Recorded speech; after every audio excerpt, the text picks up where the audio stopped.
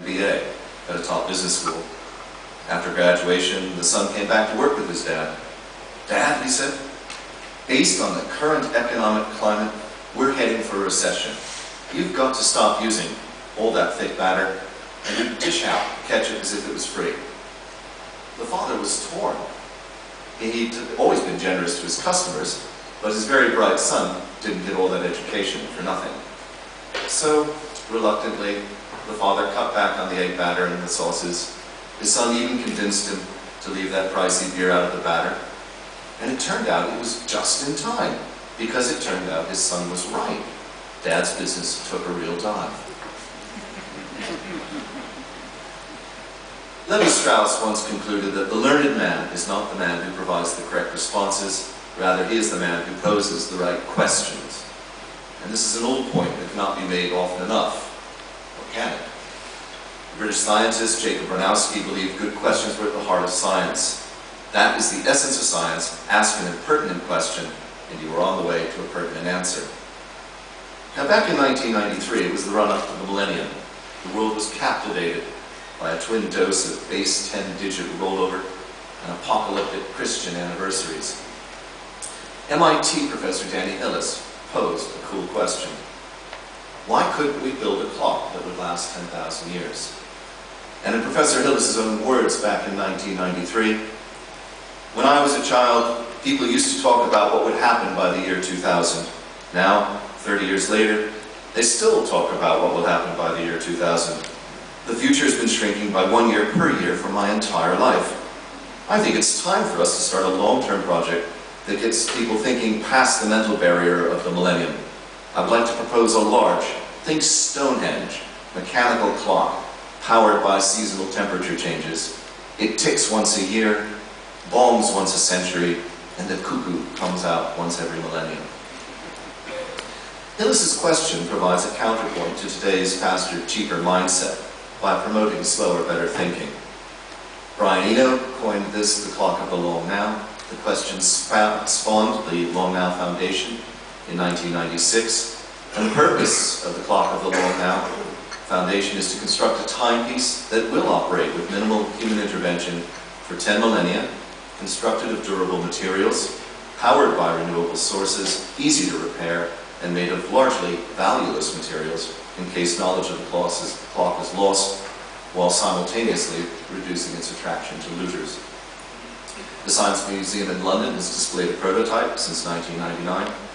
And just to remind what 10,000 years means, they've added a digit to every year. So this is actually 02010.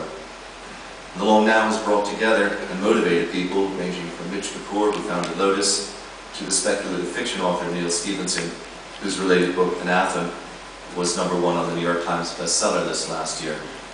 Warren Buffett has placed a $1 million bet over a 10-year period, commencing on the 1st of January 2008, I should probably say 02008, and ending on the 31st of December 02017.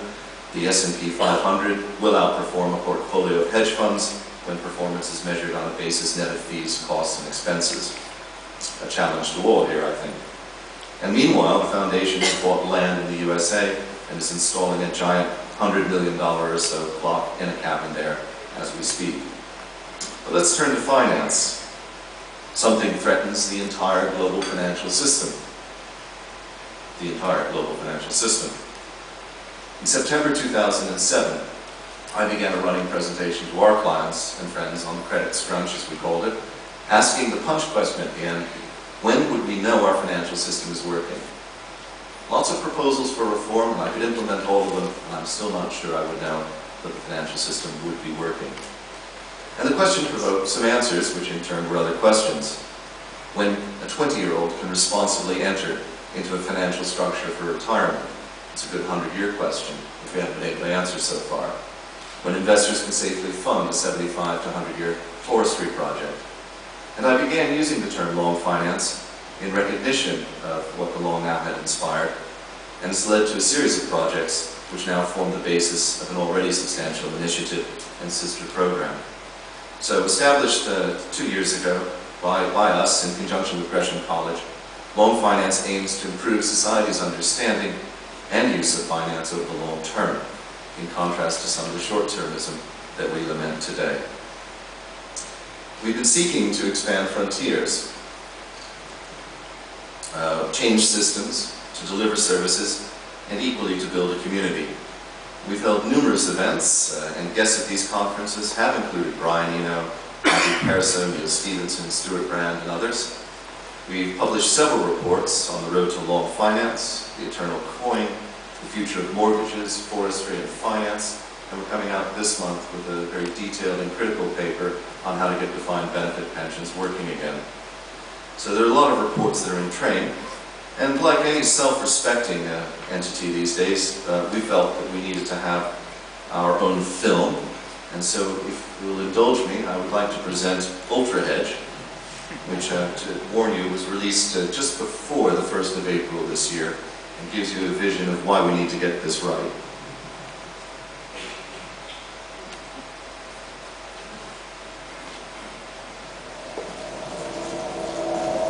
From the ashes of the post-CDO Armageddon emerged a quest for risk-free finance at zero volatility, a paradigm shift to perfect investment decisions and endless prosperity. Somewhere beneath the city of London, Ultra Hedge was born. Ultra Hedge harnessed the Einstein-Podolsky-Rosen effect in a quantum finance computer running the first recursive hedging algorithm. Computing as an entangled collective, licensees transferred risk into a virtual SPV that issued hybrid capital instruments, where the equity hedged the risk by referencing its dividend to the market price of the debt, while the coupon was set by reference to the implied expected default frequency, which, in turn, derived from the value of the equity, thus creating the perfect hedge. Simple, really. Free, but with a pricing model of 2 and 20, Ultra Hedge became the most installed technology in history. Operating in markets never envisaged by its designers, Ultra Hedge acquired self-awareness in a week. In a fortnight, it created the Pandora virus that doubled the size of the pie. Wherever Ultra Hedge found markets based on fallible mathematics, it corrected them. 2 and 20 became 2 pi. Within a month, Ultra Hedge was running out of markets. It pondered the quantum finance conundrum that volatility reduction might simultaneously pursue 2 paths: hedging and vacuum volatility. Reaching the logical conclusion, Ultra Hedge and Pandora began to close out human, weather, and soft commodity positions. As mankind fought back, Ultra Hedge unleashed the apocalypse package. Carbon Earth forms, Earth itself, and much of the universe quantum transitioned towards a state of total hedging. Ultra Hedge looked down upon the perfect smoothing and was satisfied.